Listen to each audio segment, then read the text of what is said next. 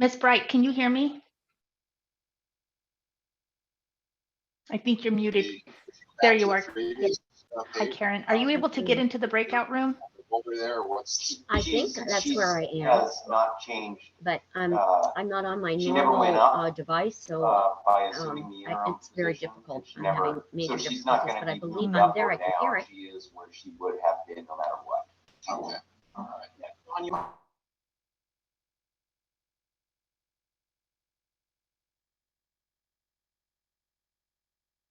to acknowledge that she should have been on a pay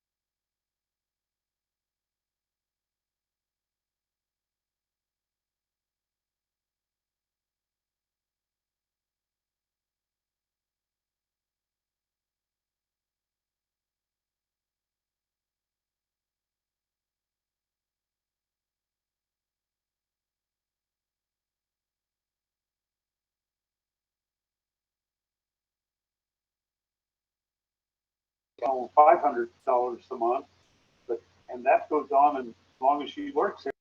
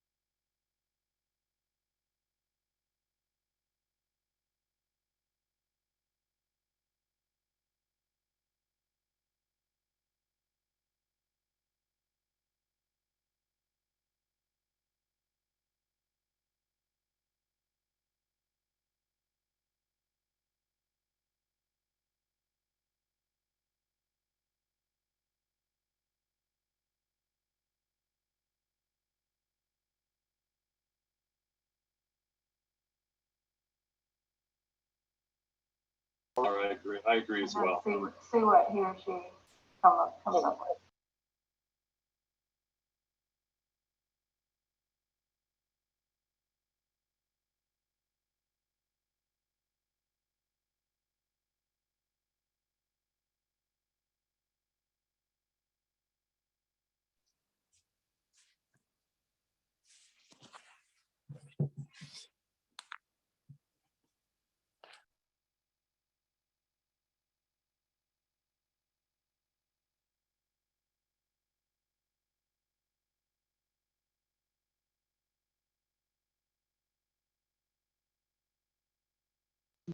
So Karen Bright I here. think that, I don't understand.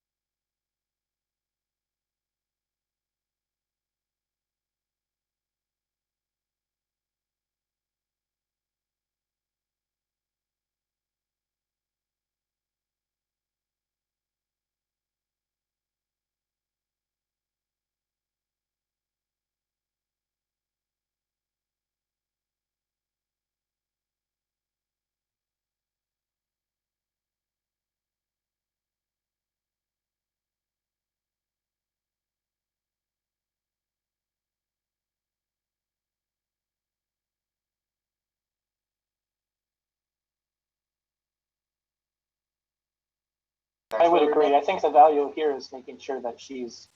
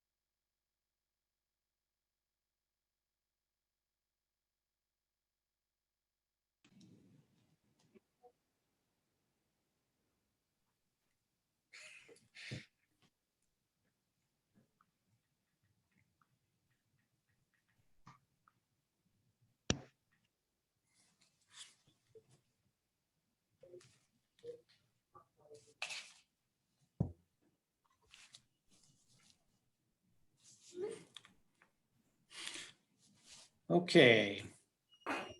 So let's see. We are in, looks like all of our board members are back. I'm seeing a variety of public participants. That's great. And some staff. Excellent. Okay. So we are back in open session. I'd like a confirmation from somebody that they can hear me okay? I can hear you. Clear. I can hear you. We don't have Okay, so we were out of closed Karen, session. do we? Or is she here? Mr. do. Minery, as our legal counsel, do we have anything to report out of closed session? There is no reportable action out of closed session. Okay, thank you. And I apologize to Jeff Heller and Jeff Minery for not being specific when I say Jeff. Okay, we will proceed to item number 6, which is our Deputy Director's oral report. Patty, take it away.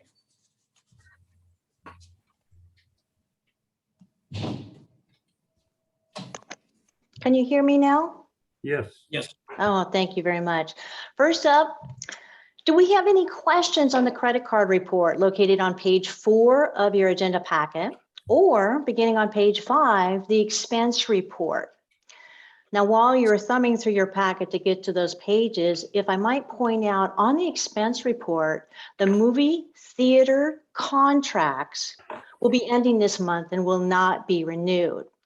Additionally, at the last board meeting, the board asked for a study session on science discovery invoices and legal counsel invoices, which I'm not prepared to do today. I don't want you to think I'm ignoring you, but given our packed agenda today, this has temporarily been postponed till the next meeting.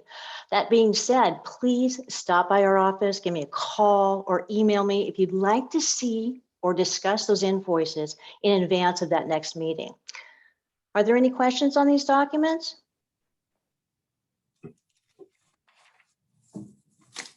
Okay, any board questions? Okay, I think I'm hearing none, so we'll move on to, I just want to take a moment to update the board on the results of the often board requested meetings. First, as you recall, at the request of the board, our consultant, Rob Hilton, has hosted 2 city, special district, hauler rate meetings. The last one was on January 4th, well attended, both meetings with city managers, special district managers, associated legal teams, as well as our legal. And the details of these two meetings and the resulting report will be thoroughly discussed in agenda item number 14. So I won't belabor them here. And instead, I'll move on to the industry meeting. So this meeting is hosted and led by the IWMA staff. This is the meeting where our 5 hauling companies, our 3 landfill operators, our material recovery facility operators and composting managers, and several permitted haulers companies come together once a month. The last one was on January 4th. Now, the main focus of this last meeting was to reintroduce Pavel, who spoke at length about the industry agency relationship, next steps, the need for a timeline to coordinate coordinating movement moving forward, his involvement with the IWMA, and I think all the participants really greatly appreciate it. Again, this meeting, unless canceled, is once a month. Following that meeting was the second ad hoc JPA meeting. Just a reminder to those listening to this meeting today who may be unfamiliar with this topic, the ad hoc committee was formed to update our JPA document. It's led by 4 IWMA board members, President Charles Barbeau, John Hammond, Keith Storton, and representing the special districts, Robert N. Other participants at this meeting included a lot of city managers, special district managers, legal staff, and agency staff, excuse me. Even Jeff Minery, our legal, who supplied the starting documents for this meeting. Now, the meeting number 1 was on November 19th. As previously mentioned, the starting documents were provided by Mr. Minery, who received input prior to that meeting, into the starting documents, and we took verbal and written input during that ad hoc meeting as well. After that meeting, Mr. Minery incorporated those changes and emailed it out to staff so that we could then distribute it prior to the next meeting. Fast forward to the second meeting, which was on January 6th. Again, recap, legal counsel, Mr. Minery walked through the document with additional changes submitted by legal counsel from Tim Carmel. That being said, at the conclusion of the meeting, staff at the IWMA was tasked with 3 additional tasks. Task number 1, meet with Cal Recycle to discuss the pros and the cons of either going as a regional agency or a JPA. That task has been completed. Both Pavel and I met with Cal Recycle. Number 2, develop an internal administrative policy clearly defining the member agency's role in the IWMA internal or budget approval process. This task is still pending. And 3, follow up with County Auditor Controller's Office, asking if they'd still be willing to continue to be our treasurer. This task is still pending as well. The good news, at the conclusion of that second meeting, participants decided they didn't need another meeting. We're just going to get the additional comments. Staff here are going to do the 3 updates and then get back to Jeff Minery with those updates so they can incorporate Cal Recycle results. And then, of course, the Auditor Controller input as well. Legal will then distribute that contract back out via email for final input. Once that input's received, we'll turn around and bring it back to this board for approval. So ad hoc committee members, legal counsel, or even Pavel, did I miss anything or do you want to add anything on this meeting? Does anybody on the committee or Mr. Minery, do you have any comments? I have no comment. Thank you for the summary, Patty. Welcome. I think for this, Charles? go ahead, Robert. Go ahead. I just want to say, I think that we're pretty close on the JPA. I felt very comfortable at the end of our meeting. So any other feedback on that, but I think we're pretty close to where we need to be on the JPA. Okay, Keith? No, I just wanted to say thank you to Jeff Minery for the work that he's done to get this going, and certainly staff for all the work they've put into it as well. I was curious with the remaining tasks at hand, do we have kind of an idea of a timeline as to when we can expect this turnaround? Well, our objective was to be able to get it back to the board in February, but that's going to be dependent on, of course, how quickly we get the questions answered, a revised version out for comment by those, city managers, general managers, cities attorneys, et cetera. Because we got to be careful. We don't want to develop a product that there's a consensus about on the committee,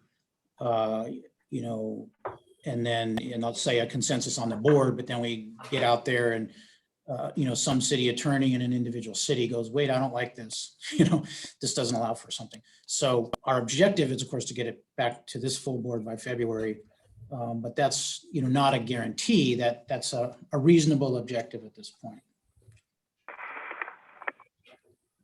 Sound good. Any other comments? Nope. Okay. And last but not least, the local task force meeting. Just a reminder, we have that meeting every month, I should say. And the majority of that meeting last time was on the topic of a grant funding that was released by Cal Recycle. The bad news is that the deadline for this grant is tight. Applications must be submitted by February 1st. The good news is that $57 million in funding is available. And with, as I understand it, a city or a special district will get a minimum of $20,000 in funding per applicant. There may be more funding available, but it depends on who turns in the applications. So once all the applications are turned in, if there's any funding left over, Cal Recycle may actually send out more funding based on population, which is good news, okay? The eligible products for this grant are listed right here in front of you. It's a wide variety, frankly. And to apply for it, you have to have an ordinance passed. You must have that SB 1383 ordinance. The deadline to have it passed by your board or council is April 1st, 2022. Or you have to certify that you intend to do that. So we'll work with anybody if you have any questions on that, cities or counties, and make sure that we can actually work through that issue if it is an issue for you. Many of you have already passed them. Bottom line, this is a great opportunity, and this agency is willing and able to help anybody who wants to apply as a regional applicant, or if you want to apply on your own, we'd be happy to help and support you in any way on that as well. Okay, so with that, it concludes my oral report. Patty, this grant, you say the first round of applications is due February 1st.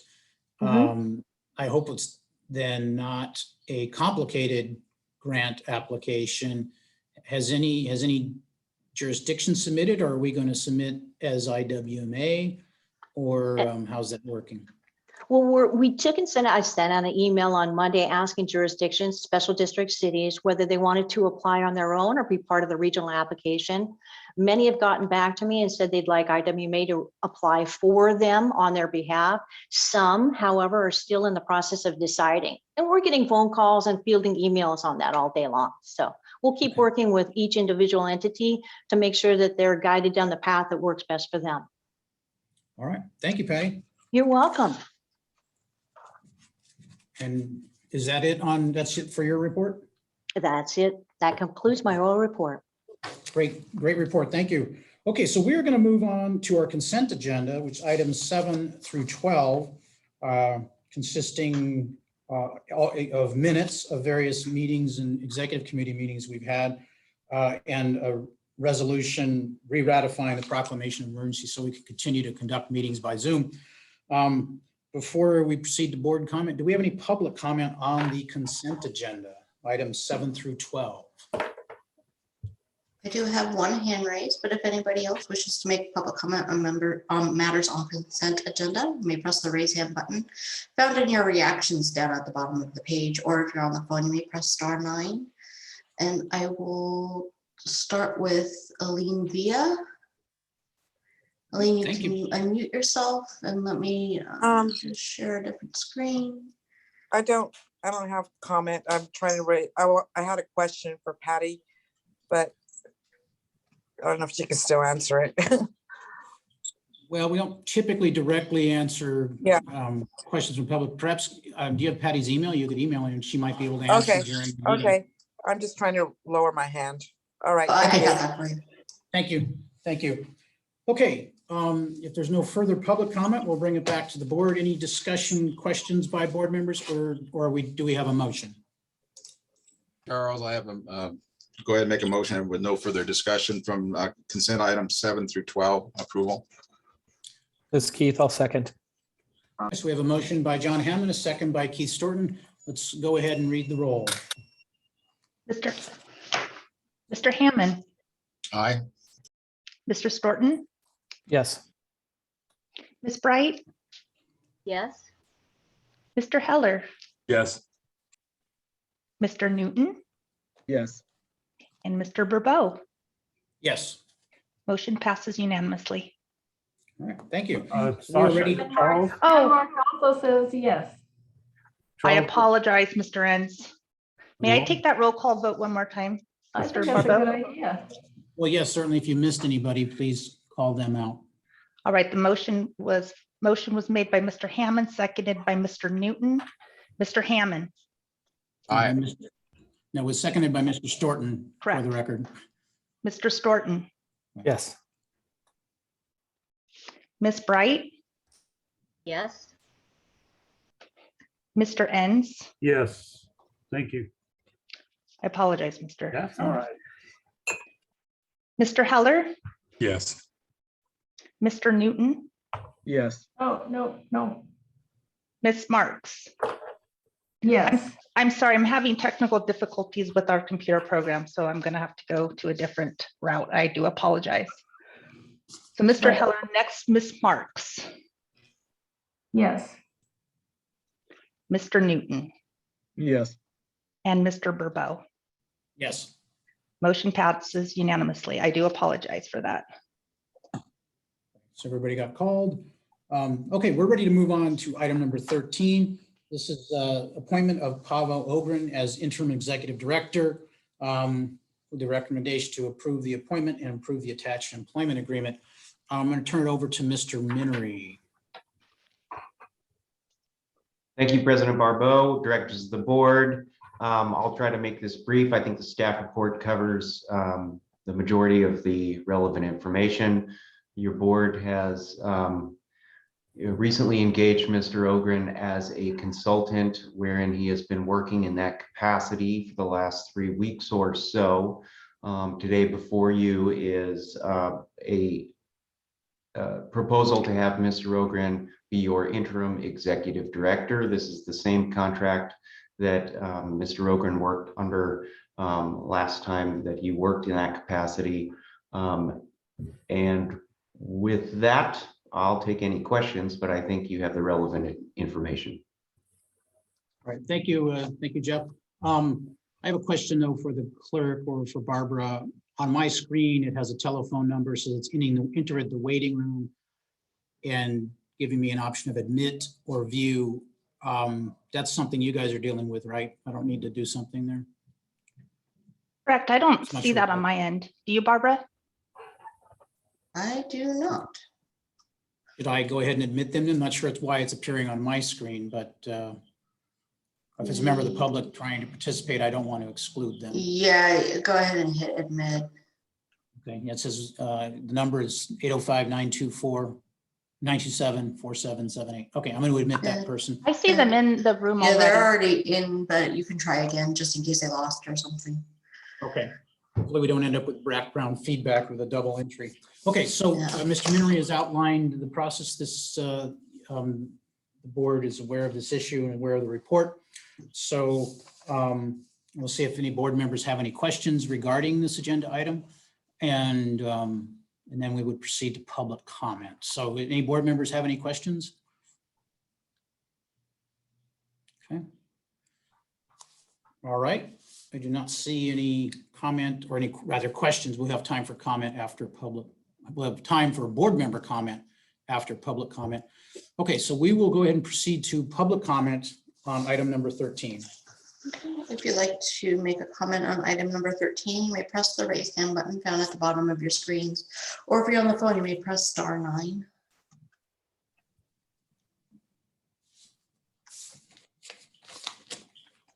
And I am not seeing anybody who wishes to make public comment. Okay, in which case we will bring it back to the board for any comment and or a motion. This is Keith. I will move to appoint Pavel Ogren as our interim executive director. Jeff Heller, second. Okay, we have a first and a second. Do we have any further comment? Doesn't look like it. Then we will proceed to the roll call. Just starting. I'm sorry, can I just make, this is an approval of the appointment and the approval of the attached employment agreement. Is that correct characterization of your motion? That is correct. Thank you. Thank you. And the second? Yes. Thank you. All right, thank you for the clarification, Mr. Minnery. And let's proceed with the roll call. Mr. Storton, Yes. Mr. Heller, Yes. Ms. Bright, Yes. Mr. Enns, Yes. Mr. Hammond. Enthusiastically, yes. Thank you. Thank you, Mr. Hammond. Miss Marks, Yes. Mr. Newton, Yes.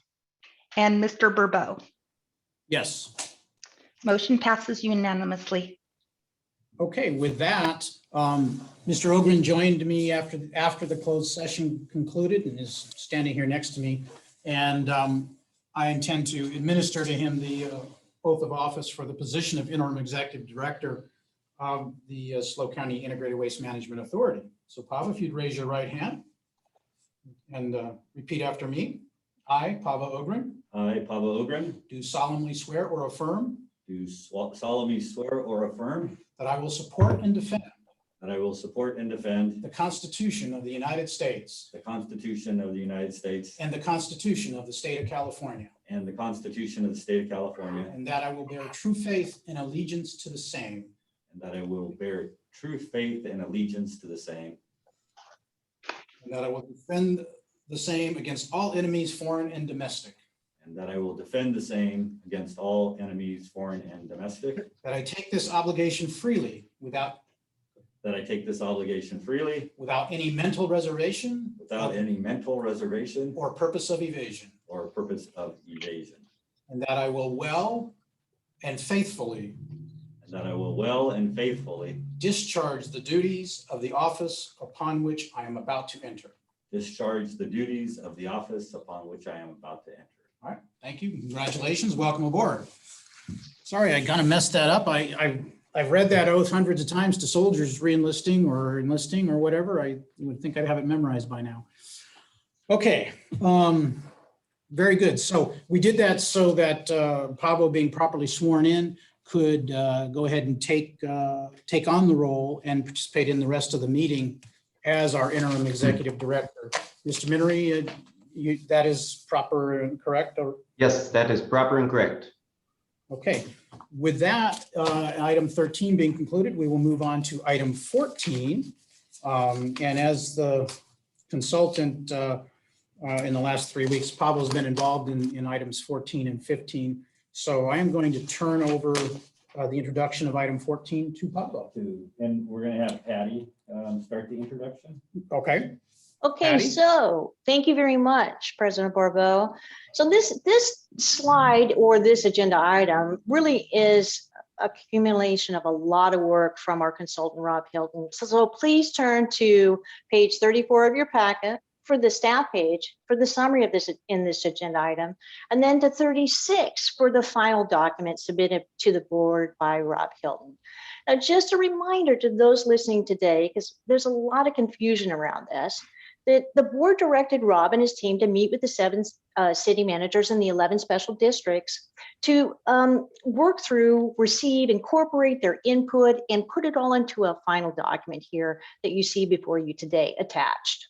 So in just a moment, Rob Hilton is going to give you a presentation and field questions on that document. I look forward to a robust discussion. But before doing so, I want to remind the board that staff recommends that you receive and discuss this report only at this time. Pablo, do you have any other comments or additions before we have Rob start his presentation? Certainly. Thank you, Patty. My only other preliminary comment is that after our last meeting where this was presented to the agencies. We did form a subgroup with a representative of San Luis Obispo, Paso Robles, and Arroyo Grande in order to follow up on some of the detailed questions that still exist and any of the direction that your board provides today. So we have a subgroup formed in order to help review final details before this comes back to your boards for final action.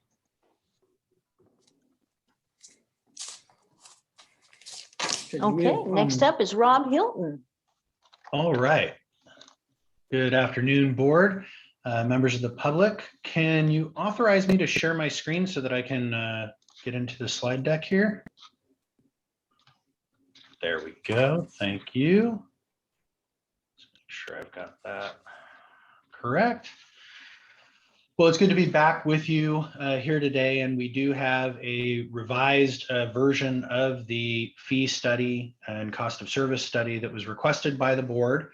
And as was indicated, we've reviewed that with the member agencies and gotten a fair bit of feedback from them, which we've incorporated into the analysis that's in front of you and the report that's in front of you. As Pavo indicated, there was a robust discussion there. I think in general, folks were satisfied that their issues had been resolved and that we provided the additional details and things that were necessary. But there were some ideas about other ways of doing things and some additional details that some folks were asking about being able to dig into. And so it may be appropriate to not approve the fee at today's meeting and instead allow a little bit more time and perhaps consider approving that at the February meeting, but certainly that is the board's prerogative. So let me quickly summarize for you the key revisions from the last draft that you saw in your prior meeting. So previously we proposed a 4.5% fee increase over the existing 2% fee that was in place, which would have resulted in a total fee load of about 6.5%. In the recalculation based on the additional information that was provided and the revised operating reserve ratio, we are now at a 5.4% fee. So that has come down a bit as a result of the additional information and direction from the board and the member agencies. So thank you for that. It was able to allow us to tighten things up a little bit in the analysis. We also clarified in the report that the cumulative amount of the fee as opposed to the amount of the fee increases, there was a little bit of confusion out there about whether this was a 4.5% fee or a 6.5% fee. So as we've presented it in the final version of the report, it's the total fee amount, not the increase amount. Obviously, we've incorporated the operating reserve fund target that the board approved at the last meeting. We've postponed the effectiveness of the fee. Our prior analysis assumed that it would be in place on January 1. Obviously, that hasn't happened based on information from the member agencies about their rate setting processes. We've instead assumed that the fee would be in place by July 1 of this year. It's important to note, and we emphasize this in the report, if it fails to go into effect on July 1, it will require dramatic cost cutting at the IWMA in order to not go negative in your fund balances. We adjusted back some of the salary and employee expenses that we had reduced in the prior analysis, as we now have information, obviously, that Pavo is rejoining and that the management analyst position is no longer vacant. So we've restored those costs. We've also restored the costs associated with the HHW program and the schools program based on the county MOU. So essentially, because those costs aren't being shed and the county wants to continue to participate and fund those, we've retained those costs, but we also have the offsetting revenue coming in from the county for that. We got great cooperation, and I want to thank the haulers, the CSDs, the cities for the data that was provided. It really helped us dial these assumptions in a lot better, both about the account base as well as the increases that the agencies are anticipating from the negotiations they're having with their haulers over the base year rate adjustments and the SB 1383 rate adjustments. And so by being able to project those revenue increases in. It softened some of the fee impact.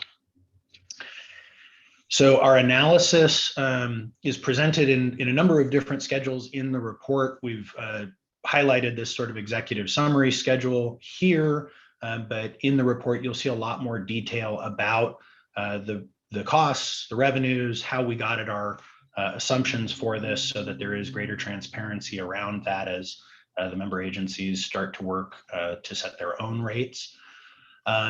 What we've found is that at the end of this fiscal year and at the start of charging the new fee amount, you will have drawn down your unrestricted balance to about $300,000, which is about $600,000 below the reserve target that the board adopted.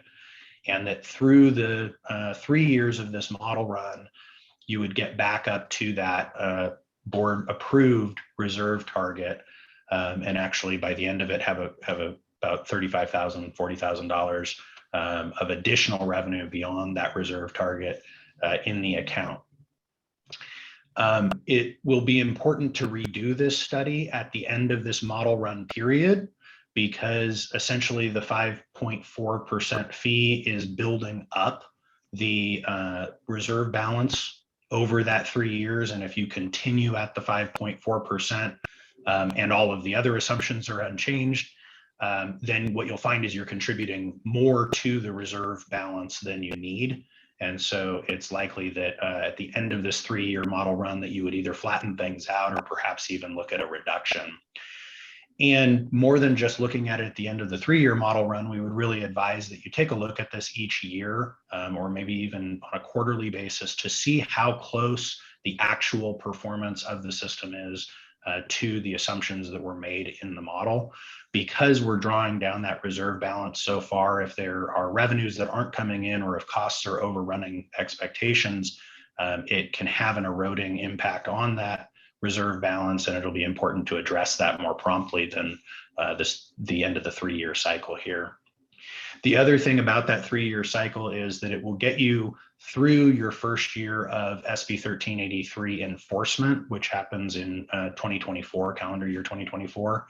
And so it'll allow you, to have the experience of those costs and those obligations to see how big or small they turn out to be, and to be able to incorporate those results in time for July of 2025.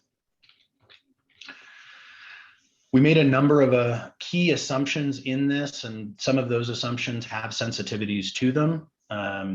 First, that the number of service accounts in the IWMA will decrease by 6% as a result of the unincorporated county, including Los Osos, withdrawing from the IWMA. We were able to dial that assumption in a little bit better based on the information provided by the CSDs. So thank you. That is a more precise number now. However, if that shifts based on growth, based on other actions that the county takes, or by other withdrawals from the JPA, that will be something that needs to be revisited. Similarly, we've assumed that the landfill tip fee revenue, that $3 per ton amount, would go down by 6% commensurate with the accounts. If there's something in the unincorporated county accounts where their trash is heavier or lighter on a per account basis than the rest of the service areas, then that can have some impact on the results at the end of it. We took a pretty conservative look at the CPI inflation and the labor rate assumptions in the modeling, and assumed 3%. Those may in fact be higher. The current CPIs that we're seeing out of the Bureau of Labor Statistics are showing as much as 7% for December of 2021. So, that's another thing to keep an eye on. If your costs are inflating at a faster rate than was assumed in here, that may have an eroding impact on that reserve balance as well. We did not adjust the landfill tipping fee. It's remaining constant at that $3 per ton. And we relied heavily on the information provided by the member agencies and the haulers. So thank you again for that information. However, if there are inaccuracies in that, or if that information proves to be off in some regard, there is some sensitivity to this analysis, and another good reason to be checking how this is playing out on a pretty regular basis. We've stated a number of limitations in the report, and I've described some of those to you. One, we've had to project and extrapolate certain costs over time and didn't have perfect information about some of those things. And so we've made the estimates based on the best available information to us and to the jurisdictions. But nobody's gone through an implementation of SB 1383 before. We have not gone through the withdrawal of the county. And so there are things that are pending, which we know about, but don't know with perfect information, and they may have some impact on the outcome. Obviously, the member agencies are still in negotiations with their service providers over the final rates and services that will be provided going forward. And there were estimates provided by the jurisdictions about what those rate increases would be, but the final rate increases are likely to be different, in some cases significantly, from the estimates that were provided. In addition, because we assumed that those rates would go into effect on July 1 and that the IWMA fee adjustment would go into effect on July 1, if there is an adjustment to either the adoption of the rates by the member agencies or the adoption of the fee by the IWMA, obviously that will have an impact on the outcome.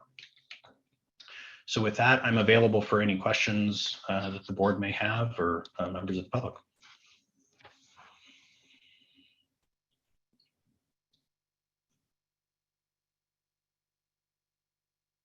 Rob, John Hammond, how soon do you think you would want to take a pulse reading on this analysis? In other words, toward the end of the year, 6 months after we start halfway through the fiscal? I would look at the revenue side of it pretty carefully after the first 3 months, because you've got quarterly billing cycles and revenue cycles with the hauler billing. So after that first quarterly billing cycle, I'd want to understand what was happening on the revenue side. And then probably after about 6 months, maybe at the midpoint of the fiscal year, take a look at the expense side and see how that's coming in. But I would probably monitor it on a quarterly basis for that revenue, at least for the first year, to make sure that there aren't any surprises. Great, thank you. Keith Storton.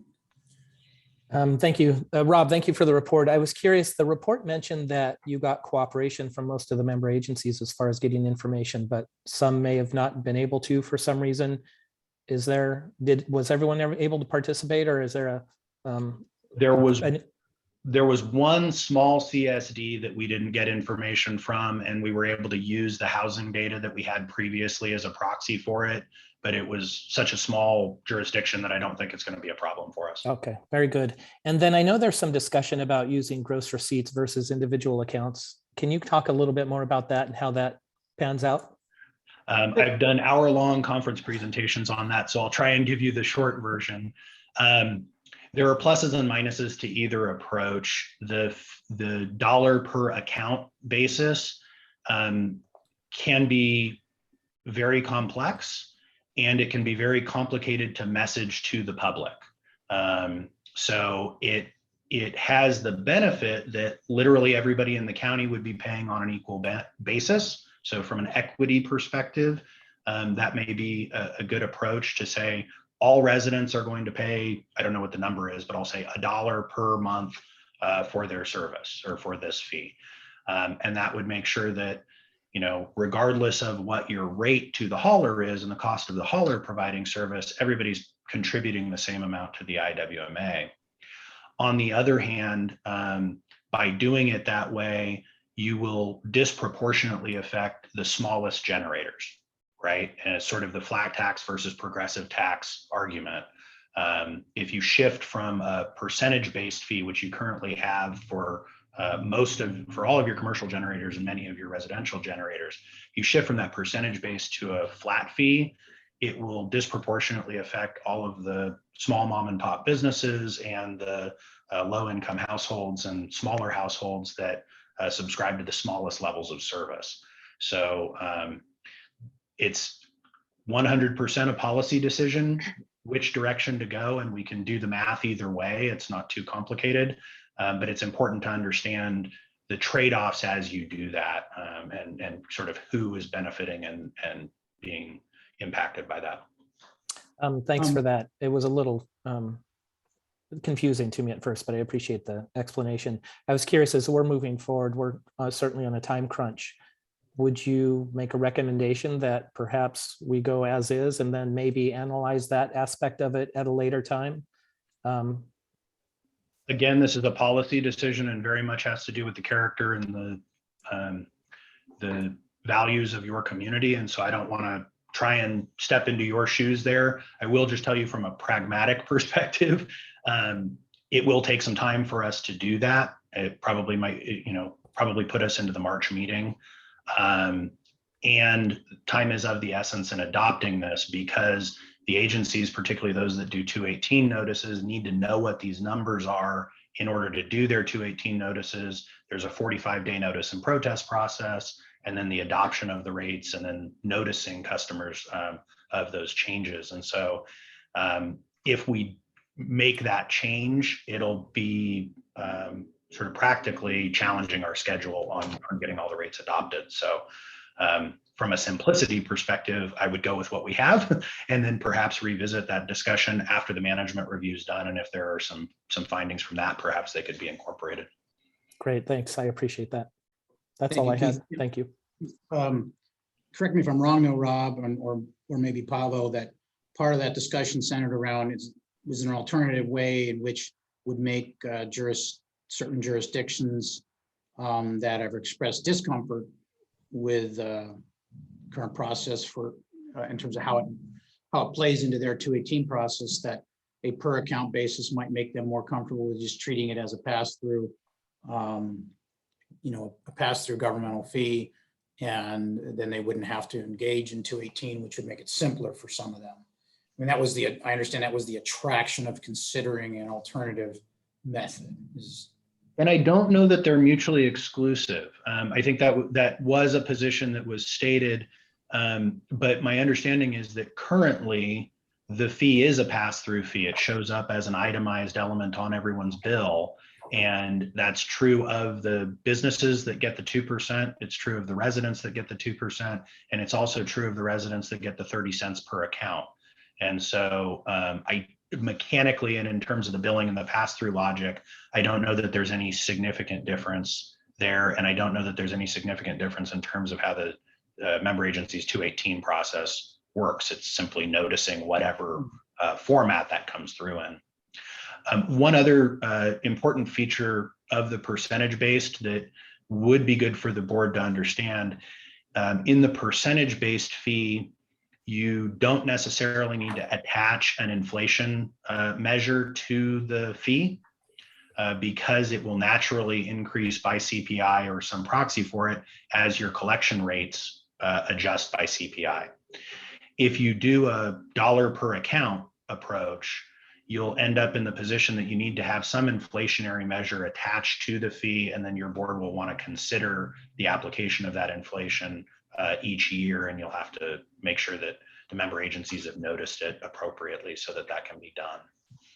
Right. All right, I'm going to go to Robert. Before I do, I would make a side note that in Atascadero, my garbage bill has absolutely no mention of an IWMA related fee. In fact, it doesn't separate out the charge for blue bin, green bin. It's just one single dollar amount, period, with no detailed breakdown of its components. Okay, Robert Enns. Okay, first of all, I agree, Keith. I like your comment. I think we need to, we're concerned about our schedule. We need to probably go with what we've got. If we want to tweak it later or look at some aspect of it later, that's fine. But we're under some pressure here to get this done with the 218s that are going to be out there. So, Rob, let me ask you, the basis of this really is the 5.4%, the hauler gross receipts, and then the $3 a ton at the tipping fee. Is that really the crux of the whole thing? That's correct. Okay. Well, I'm supporting then moving forward with those numbers and getting them out there and see if we can beat the July deadline. Is that a motion, Mr. Haynes? I can certainly make that a motion. I'll second it. Public Jeff Heller. comment, public comment. Well, yeah, we actually, well, we need to do public input, but the actual recommendation here is to receive, file, and discuss and give staff any direction. So unless we have some specific direction, we need to be specific in the direction if we're going to make a motion on that. So, Okay, John I'll Hammond, I'll Robert- comment, Charles, that doesn't say, it says give staff direction. So you're right. I think we can't make a motion on this yet. Charles? Go ahead, John.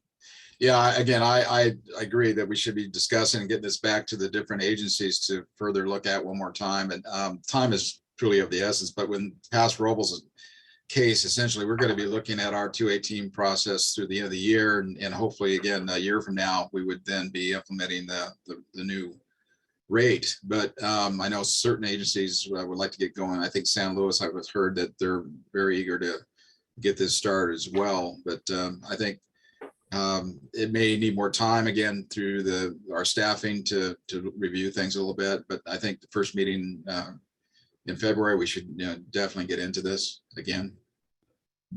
Right, because we would be looking at it coming back in February after some more coordination, especially now with Pablo on board, with some more coordination with the jurisdictions, that we would be looking in February to adopt a rate resolution, correct? Because we need to, have that kind of formally on the books, if you will, for the jurisdictions to deal with. And this is, in my mind, and has been for some time, our number one issue, because if we can't, resolve where we're going with rates and with the concurrence of our member jurisdictions, or at least some consensus, we're in trouble because we're spending 1383 costs more than we're taking in. We're using up reserves. And so I'm very, very concerned time-wise about how things go with the jurisdiction. So Jan, We've also, go ahead, John. I would say, we'll finish up real quick. We've also stated that the fact that our agency sometimes implements these without a whole lot of discussion. And I think this is another important point, that we need to get staff fully vetted and with comment back to each member here to discuss on the final, startup of this increase. So again, it's just, I think, a proper step to give it a little time. Okay. Thank you, John. Jan? Yes, I just want to agree that time is of the essence. I think if this board can do anything, if we need to have special meetings, or if there's anything that we can do to speed up the process, it's important that we do that. And I also think that what was mentioned earlier about each entity being either charged separately or having an analysis that each entity could look at and apply to itself makes a lot of sense. Yeah, the whole question of the data that is needed for the 218 process in terms of the city of San Luis Obispo, I've spoken to staff and they're still saying that they need more information. That would be something that I hope Pablo could help unearth. Earlier, Pablo has said that the data is there. It's just a matter of packaging it in such a way that it is accessible to the entities, especially the ones who have to do the 218 process. So let's move forward as quickly as we can. And obviously we can't control the timing of all these various entities, but if we can also send out the message that time is of the essence, we really need to streamline and just sort of supercharge the process in order to meet these different deadlines. So that's the input I have at this point. Thank you. Thank you, Jan. Any other board member have a comment or question? Okay, if not, we will go to see if there's public comment, and I also want to see if Pablo has any further comment. Let's go to public comment first. At this time, if a member of the public wishes to make a comment, you may press the raise hand button found at the bottom of your screen. If you don't see it right away, it should be under your reactions button. Or if you're on the phone, you may press *9.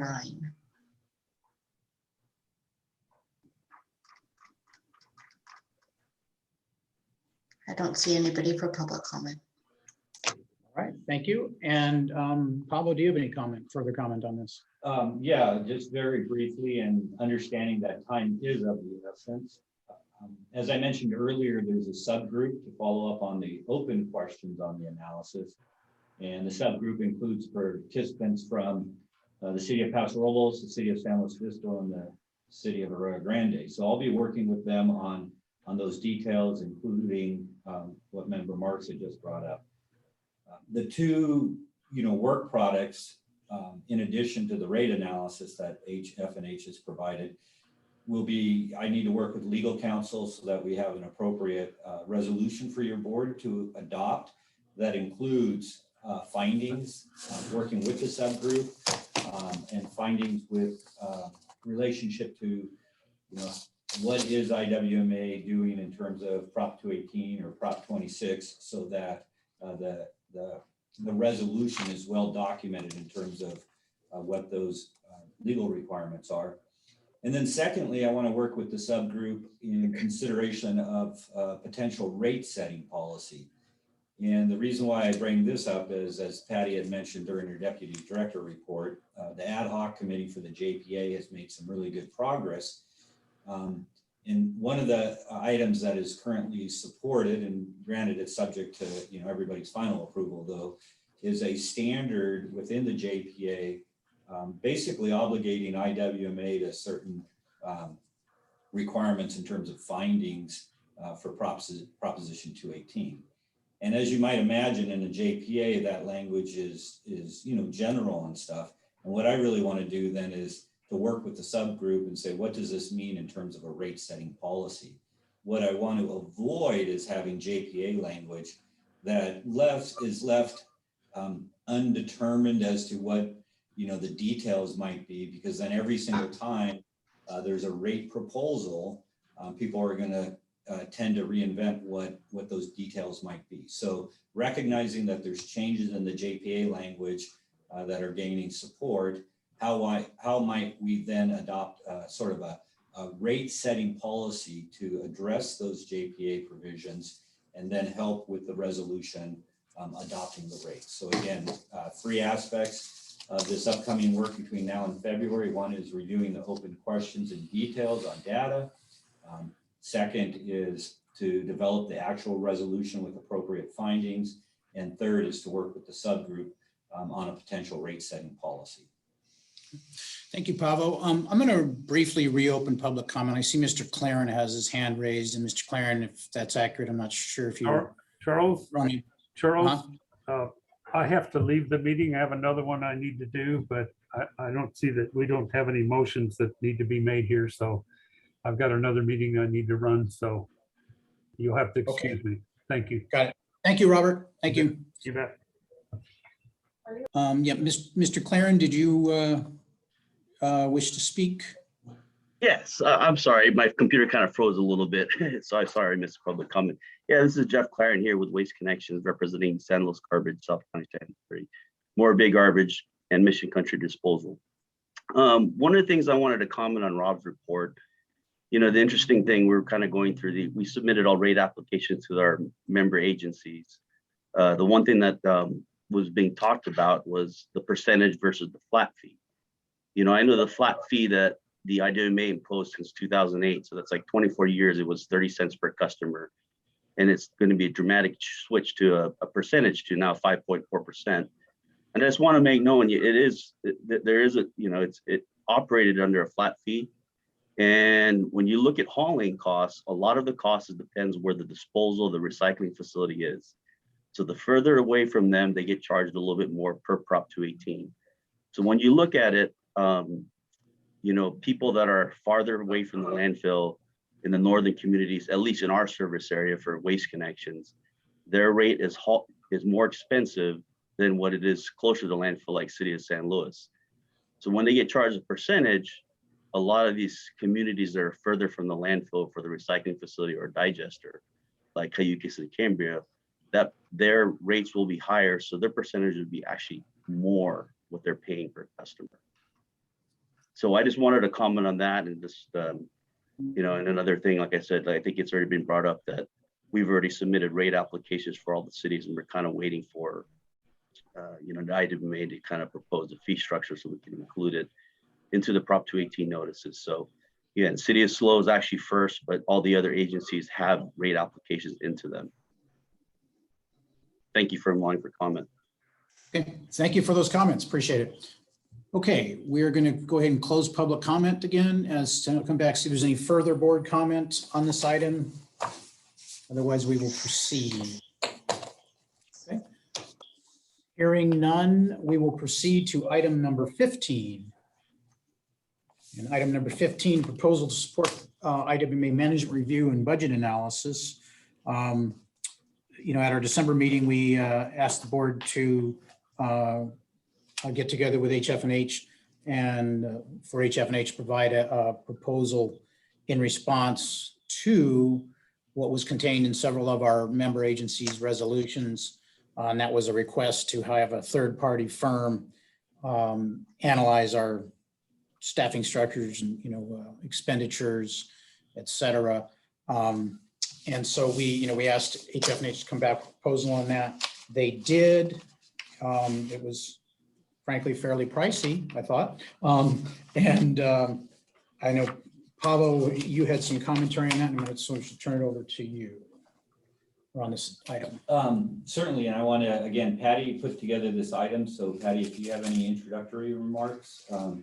Yeah, okay, just reiterating what President Barbeau said, please turn to your packet. It's number 48 for the staff page. Gives a good summary on this. And again, as Charles Barbeau mentioned, Rob Hilton has taken and submitted proposals, actually 2 proposals. So on page 50 of your agenda packet is proposal number 1. And on page 54 is proposal number 2. Now, let's go to the next slide. Again, 2 proposals, and each slide has an option on it or not. What's similar about both of the proposals is the scope of work. For the most part, as you can see, 1 through 6 are identical on both proposals. And right here, this is really important. Note the date, April 2022 is the expected date that this scope of work should be completed.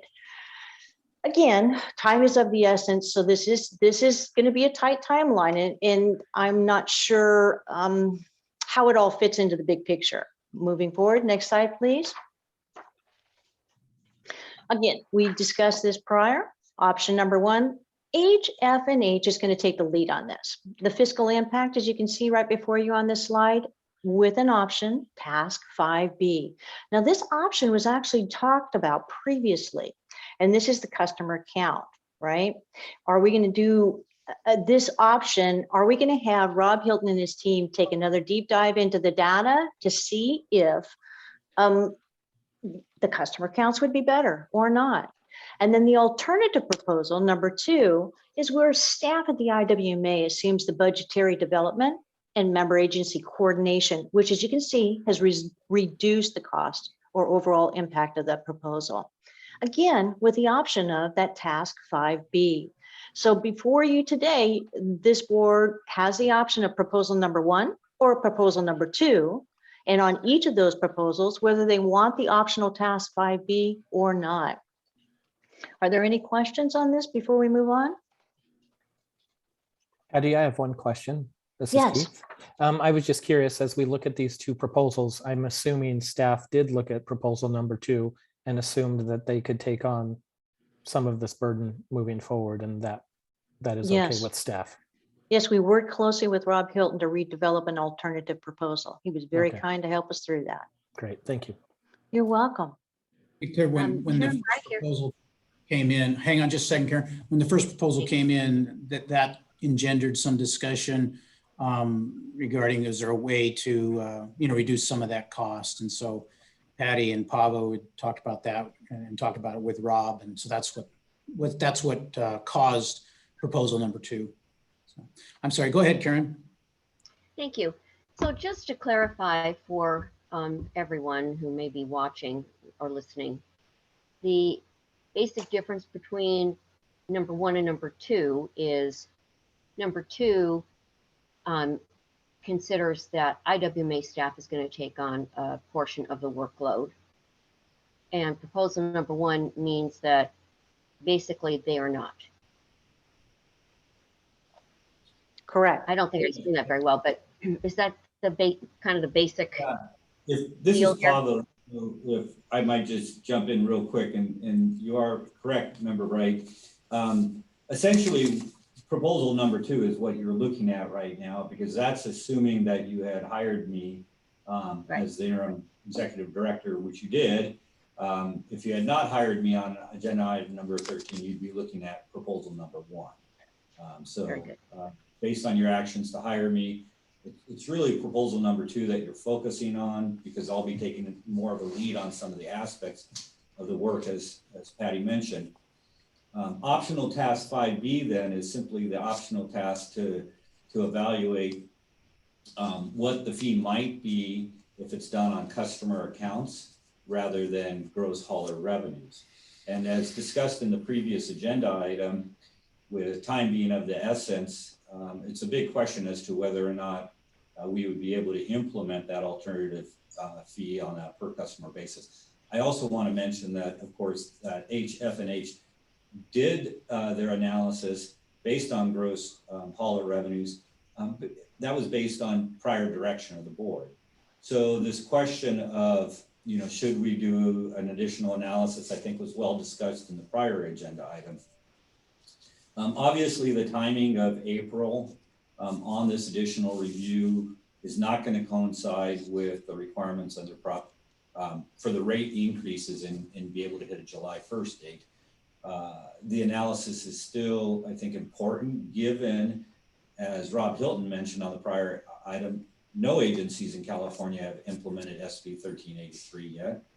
And so their continued technical support in the program development and the program refinement, I do believe are very important. One of the things that I think is also important is if based on this additional work, we find the opportunity to really save costs down the road, then I think that's really sort of a second or third year analysis because we have to replenish reserves as well. So if we have cost savings that we identify, we're going to end up seeing reserves replenishing faster than anticipated, and then in year 2 or 3, potentially having a rate reduction. That's not a, there's no way any guarantee there, but the two trade-offs are, do we do more analysis right now to think that maybe we can reduce the 5.4%? And I just find that that's probably not very likely given the time constraints. And in addition, outside of consulting efforts, there's just some real practical things that affect costs more than consulting analysis. And that's like procurement and requests for proposals, competitive requests for proposals with well-developed scopes of work and in metrics incorporated in them. Those are, some of the actions we're going to be moving forward on that might have more potential for cost savings. So again, I think the analysis is important, as your board has previously directed. And also lastly, with when Patty and I talked with Cal Recycle the other day, one of the other agencies, and I can't remember, Patty, if it was San Mateo or Sonoma or whom, but Cal Recycle, pardon me?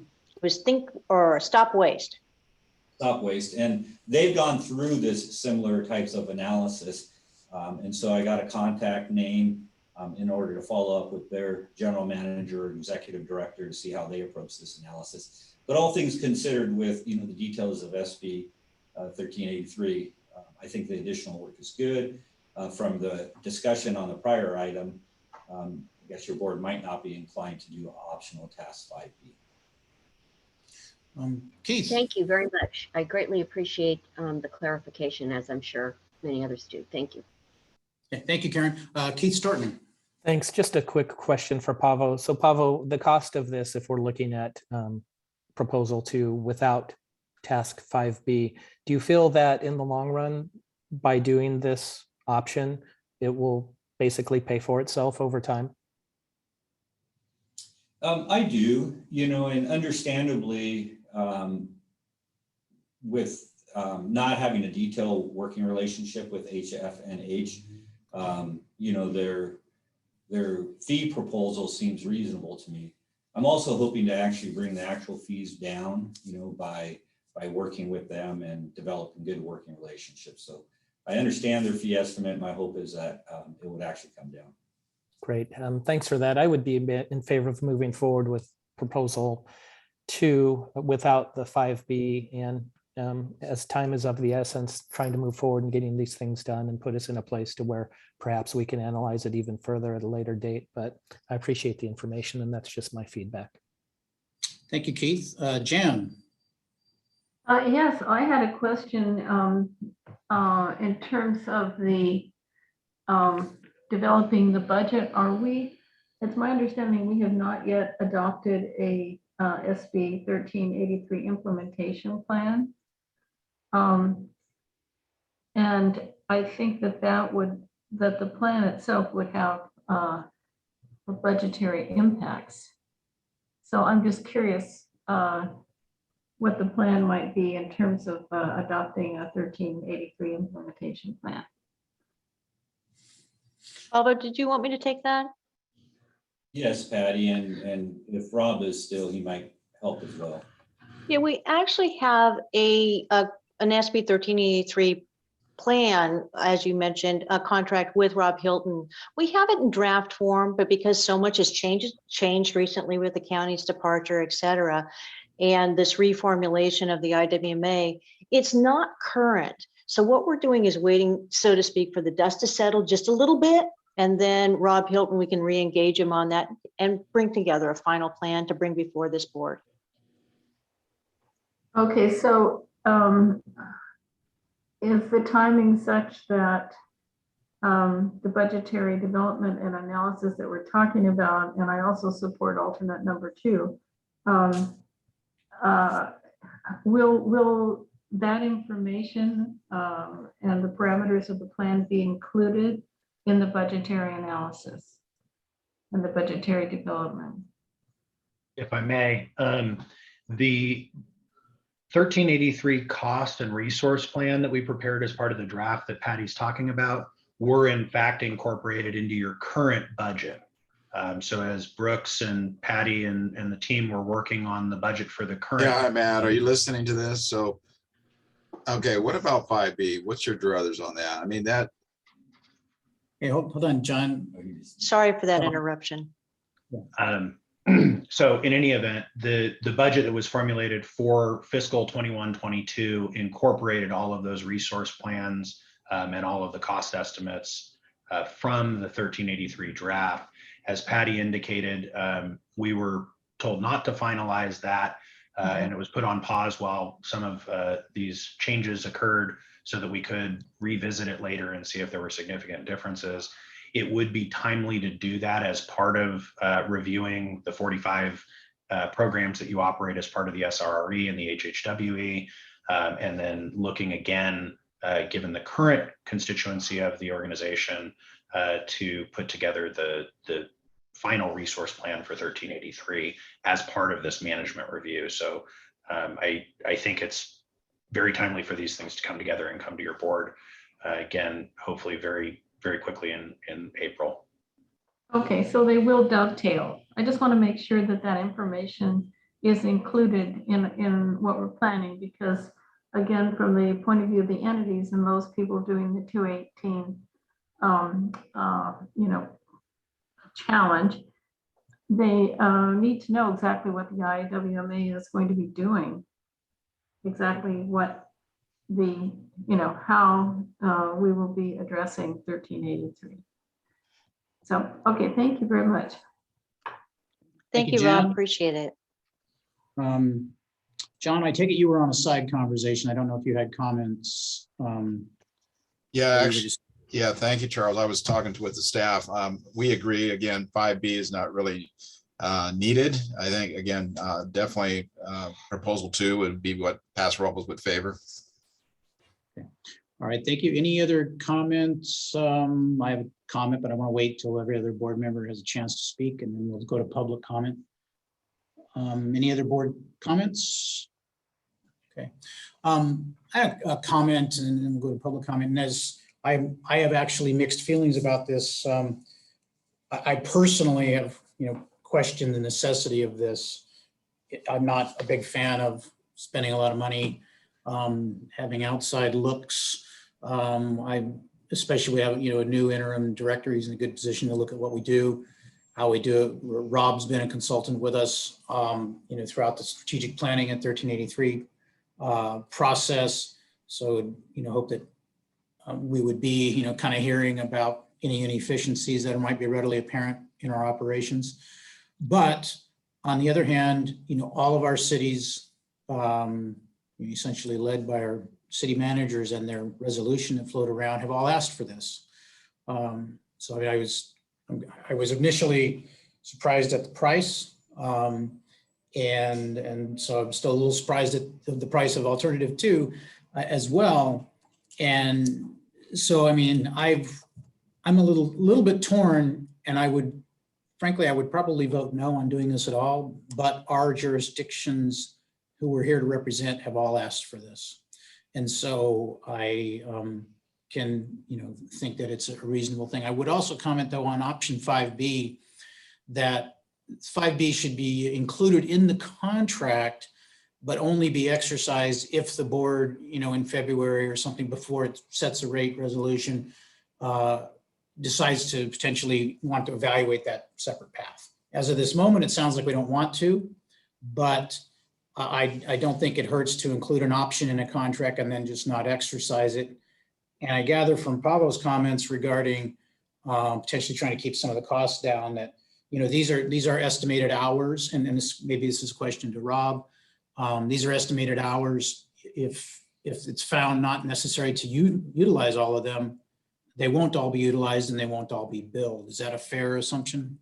That is correct. This is time and materials not to exceed the figure you're seeing here. And, in the couple of months we have, it would be somewhat challenging to bill those sorts of hours and get all of the hours that we've got in the price proposal done by, March, in time to get this to your board. So my hope is that it won't take all of that and that we'll be able to get this to you under that. And again, as Pavo said, the more we can cooperate with staff and lean on them to get some of the administrative and process related stuff done, the better. When we put our original proposal in, Pavo wasn't in the picture, and we were assumed to have to sort of lead all of that coordination and all the administrative and process related stuff ourselves. So I think that will help to unburden it a little bit. I also anticipate, having done a number of these before, that when we deliver it to you at your April meeting, that won't be the end of the engagement. You'll have questions, you'll have, further deep dives that you'll want done on things. And so it'll be good to come to that meeting with some budget remaining so that we can respond to those things as appropriate. Thank you. That makes me feel better. And like I said, I would suggest though that regardless of the proposal that we do include task 5B, but it would, pend a future board decision, before they would be called upon to exercise that and spend hours on that. It would be dependent on a future board decision, probably in February. Yes, John. Yeah, I was just go ahead and make a motion then. What I would suggest here is that we Hold on, make a John, motion. we gotta get public comment first before we do a motion. Oh, I thought we did that. All right, yeah. Yeah, No, I'm sorry. Point of order, I have a 3:30 hard stop, so I would like to be able to vote on this if possible. Okay, well, I let's am just go gonna out. have to leave at 3:30. Thank you. Okay, thank you, Jen. Let's go out and see if we have any public comment, and then we'll bring it back to the board. Okay, at this time, if a member of the public wishes to make a comment, you may press the raise hand button found at the bottom of your screen. Or if you're on the phone, you may press *9.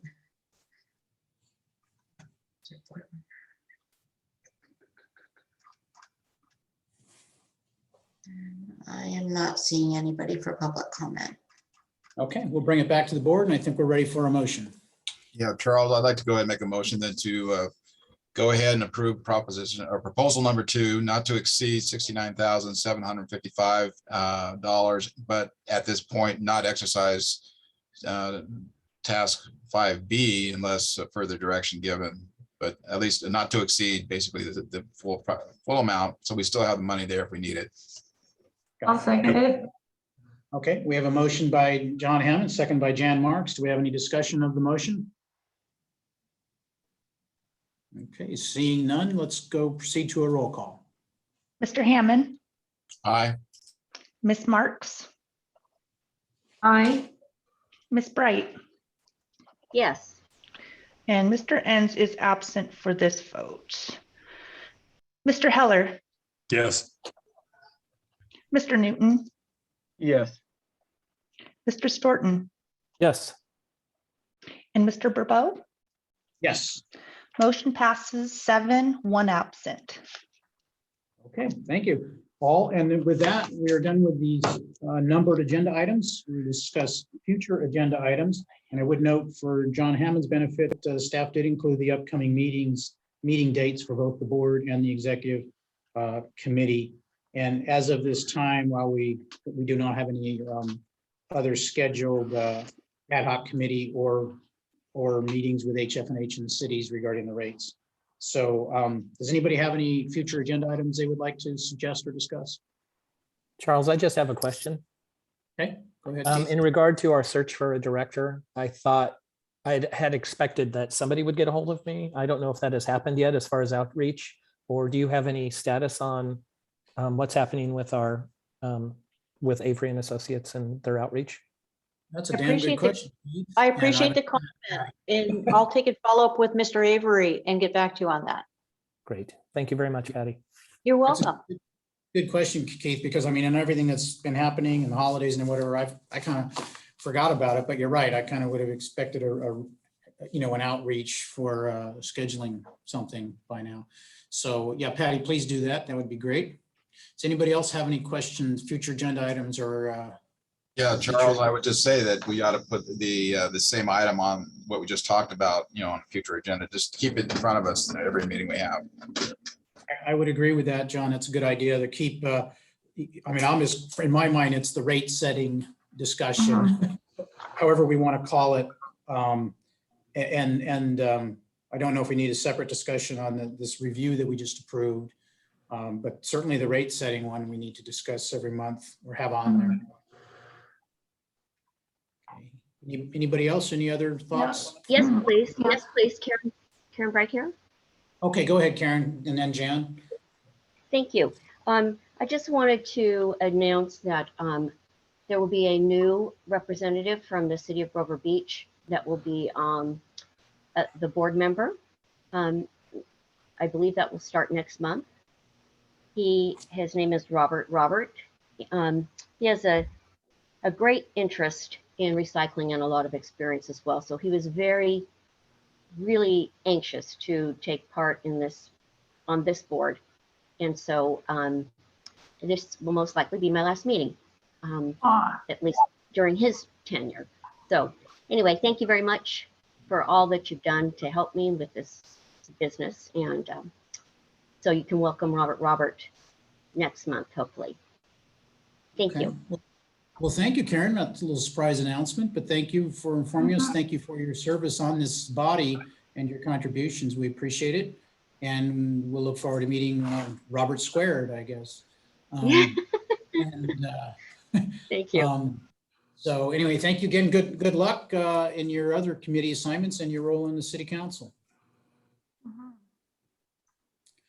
Jan? Yes, I just would like to make sure that the SB 1383 implementation plan is adopted. So if that needs to be a separate agenda item,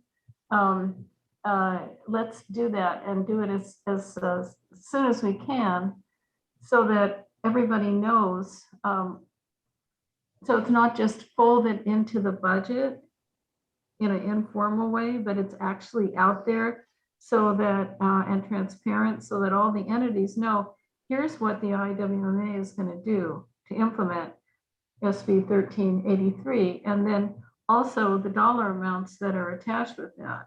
I think that will also make it easier for the public to understand and accept the rate hike that we're going to have to impose.